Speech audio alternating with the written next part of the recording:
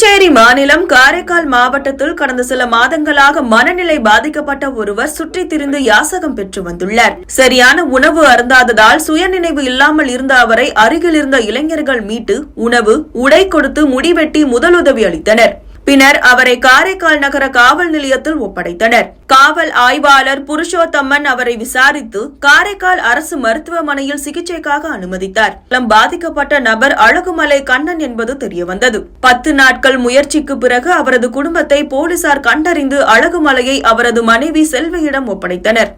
கணவனை கண்ட மனைவி கண்ணீர் மல்க அவரை பிடித்துக் கொண்டார். அழகுமலை பட்டாசு தொழிற்சாலையில் பணியாற்றி வேலை இழந்ததால் மனநலம் பாதிக்கப்பட்டு வீட்டை விட்டு வெளியேறியதாகவும் இவர்களுக்கு 2 ஆண் குழந்தைகள் உள்ளதும் தெரியவந்தது. பிள்ளைகள் படிப்புக்கு உதவி தேவைப்பட்டால் தன்னை தொடர்பு கொள்ளுமாறு காவல் ஆய்வாளர் புருஷோத்தம்மன் அவர்களிடம் தெரிவித்தார். போலீசாரின் இந்த மனிதாபிமான செயலை பொதுமக்கள் வெகுவாக பாராட்டி வருகின்றனர்.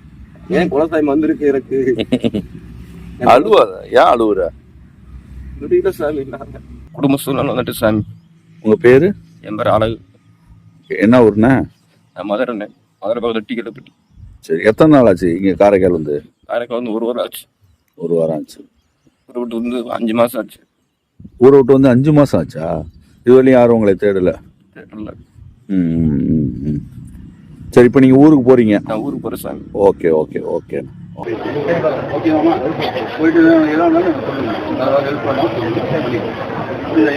நீங்க